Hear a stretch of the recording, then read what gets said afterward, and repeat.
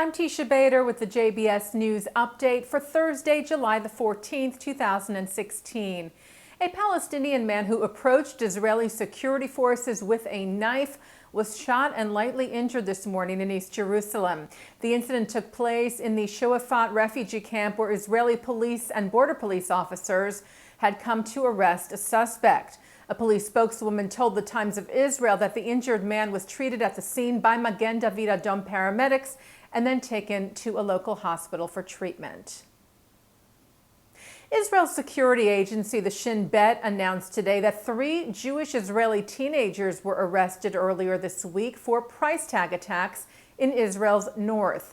The 15 and 16-year-olds allegedly set fire to and vandalized cars in the Arab village of Yafia, located in the Galilee. Price tag attacks are generally carried out by Jewish right-wing extremists in response to Palestinian terror attacks or in response to policies of the Israeli government. In this instance, the suspects reportedly admitted to their crimes, saying they were in response to the terror attack last month at a cafe in Tel Aviv, in which 2 Palestinian gunmen killed 4 Israeli civilians.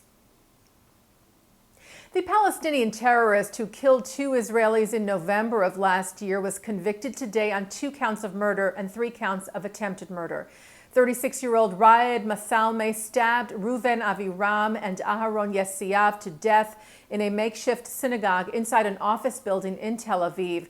He was convicted by the Tel Aviv District Court today after confessing to the charges, saying that he was motivated by nationalistic reasons and wanted to die as a martyr, but that now he was regretful of his actions.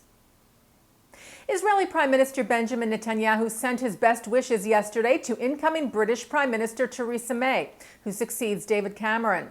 May is thought of as a strong supporter of the Jewish community in the UK, as well as a strong advocate for Israel. She visited the country back in 2014.